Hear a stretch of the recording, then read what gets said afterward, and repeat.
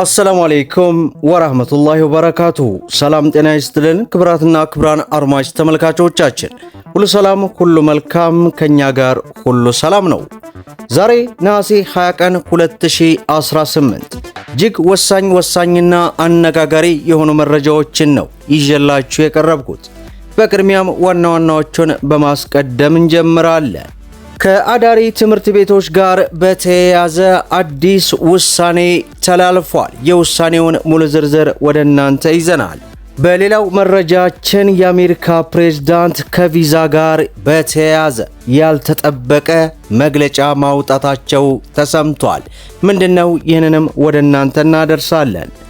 እንዲሁም የዋጋ ግሽበትን በተመለከተም አነጋጋሪ መግለጫ ወጥቷል። ይህንንም በዝርዝር ወደ እናንተ ይዘናል። በሌላው መረጃችን ከሰራተኞች ደሞዝ ጋር በተያያዘ እጅግ ያልተጠበቀ መረጃ ይፋ ሆነዋል። ይህንና መሰል መረጃዎችን ወደ እናንተ እናደርሳለን። ቪዲዮን ላይክ፣ ቻናሉን ሰብስክራይብ እያደረጋችሁ እስከ መጨረሻው ድረስ ተከታተሉ። በቅድሚያም ከዋጋ ግሽበት ጋር በተያያዘ አነጋጋሪ መረጃ ወጣ። በ2018 የኢትዮጵያ የዋጋ ግሽበት በሐምሌ ወር ብቻ ወደ 15.3 በመቶ ከፍ ማለቱን የኢትዮጵያ ስታትስቲክስ አገልግሎት አስታወቀ። አገልግሎቱ ባወጣው የወርሃዊ የዋጋ መረጃ በሐምሌ ወር የተመዘገበው የዋጋ ግሽበት ከባለፈው ዓመት ጋር ሲነጻጸር 13.7 በመቶ እንደጨመረም ገልጿል። በዚህ ወር የምግብ ዋጋ ንረት 15 በመቶ፣ የምግብ ያልሆኑ ዕቃዎችና አገልግሎት የዋጋ ንረት ደግሞ 14 በመቶ ደርሷል ሲል አገልግሎቱ ገልጿል። የዋጋ ንረቱ በ2018 መጀመሪያ ወር ላይ በመቀነስ ዝቅተኛ ደረጃ ላይ ከደረሰ በኋላ ከሚያዝያ ወር ጀምሮ ዳግም እየጨመረ የመጣ ሲሆን በመጋቢት ወር የነበረው የዋጋ ንረት ከወራት ዝቅተኛ ደረጃ አንዱ ሲሆን በቀጣዮች ወራት ግን ጭማሪ ታይቷልም ተብሏል። በተለይም የምግብ ዋጋ ጭማሪ ለአጠቃላይ የዋጋ ንረት መጨመር ዋነኛ አስተዋጽኦ ካደረጉ ምክንያቶች መካከል አንዱ ሲሆን የምግብ ዋጋ ንረት 15.7 በመቶ መድረሱን፣ የዋጋ ጭማሪው በቤተሰቦች የዕለት ተዕለት ወጪ ላይ ጫና መፍጠሩንም ገልጿል። ባለፈው ዓመት ከነበረው የዋጋ ግሽበት ከ13.7 በመቶ ጀምሮ በዓመቱ መካከል እስከ 9 በመቶ አካባቢ ዝቅ ብሎ ነበር። ይሁን እንጂ ዳግም አገር ሽቶ በመጨመር በሰኔ ወር 14.8 በመቶና በሐምሌ ወር ደግሞ 15.3 በመቶ ደርሷል። በመሆኑም የቅርብ ወራት የዋጋ ንረት አዝማሚያ በኢትዮጵያ የዕቃና የአገልግሎት ዋጋ ጭማሪው እንደገና እየተፈጠረ መሆኑ ይህንን በተመለከተ በዛሬው ዕለት እንግዲህ የኢትዮጵያ የዋጋ ንረት ጭማሪ ማሳየቱን ስታትስቲክሱ ባወጣው መግለጫ ተመልክተናል።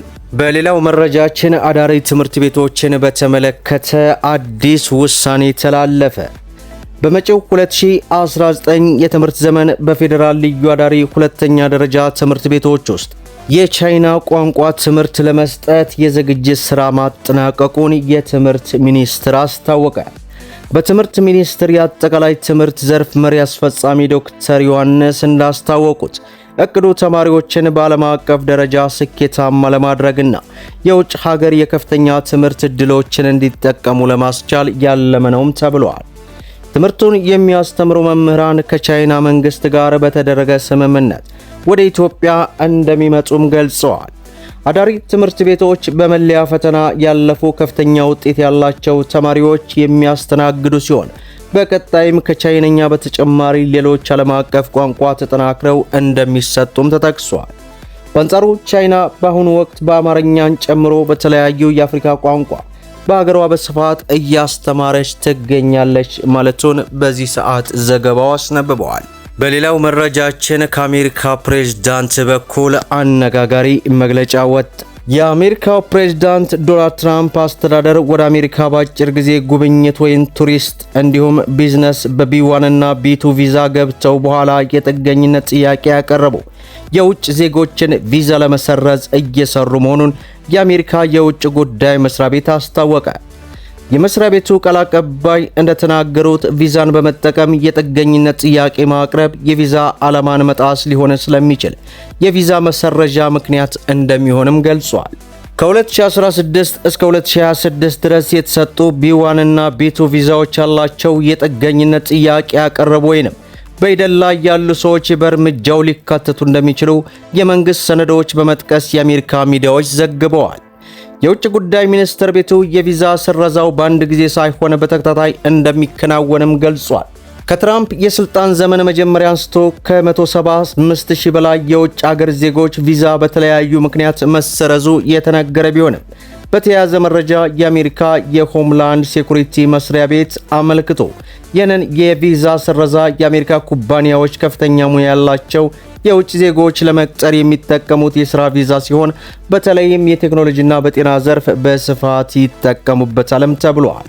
የ$103,265 ክፍያው እስካሁን የጸደቀው ሕግ ሳይሆን የቀረበ ሐሳብ ነው። ተግባራዊ ከሆነም በ185,000 የኤች1ቢ የኮታ ማመልከቻ ላይ ተመስርቶ ወደ $8.8 ቢሊዮን ዓመታዊ ገቢ ሊያስገኝ እንደሚችልም መስሪያ ቤቱ መገመቱ በዚህ ሰዓት ቲክቫህ አስነብቦናል። በመጨረሻም የሰራተኞች ደሞዝን በተመለከተ አነጋጋሪ መረጃ ወጣ። የደቡብ ሬዲዮና ቴሌቪዥን ድርጅት ጋዜጠኞችና ሰራተኞች የሐምሌ ወር ደሞዝ እስካሁን አለመከፈሉንና ተቋሙ ለከፍተኛ ቀውስ መጋለጡን ለቲክቫህ ኢትዮጵያ ገለጹ። ሰራተኞች ላለፉ በርካታ ወራት የደሞዝ መዘግየት፣ የሥራ ስምሪትና ሎጂስቲክ መስተጓጎል፣ የግዥና ተያያዥ አቅርቦት አለመኖር እንዲሁም ተደጋጋሚ የስርጭት መቆራረጥ እያጋጠመ መሆኑን በመግለጽ ቅሬታቸውን አቅርበዋል። ተቋሙ ላጋጠመው ችግር በዋናነት የበጀት እጥረት መኖር የሚነሳ ቢሆንም የአመራር ችግርና የተቋማት አስተዳደር ችግርም ተጠቃሽ ነውም ተብሏል።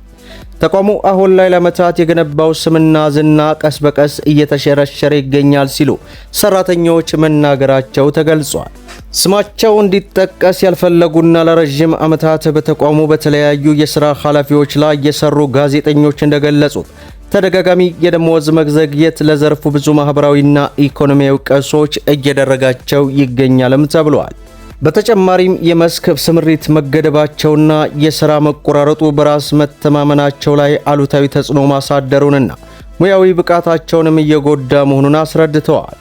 ጋዜጠኞቹ የችግሩን አጣዳፊነት ሲያስረዱ ሌላው አካል ለነሐሴ ወር ደሞዝ ክፍያ እየተዘጋጀ ባለበት እኛ እስካሁን የሐምሌ ወር ደሞዛችን አልተከፈለም፣ በየጊዜው ደሞዝ በዘገየ ቁጥር ከመጫጫህ የሚመለከተው አካል ለምን የተቋሙን ጉዳይ እልባት እንደማይሰጥ አይገባም ሲሉም አማረዋል።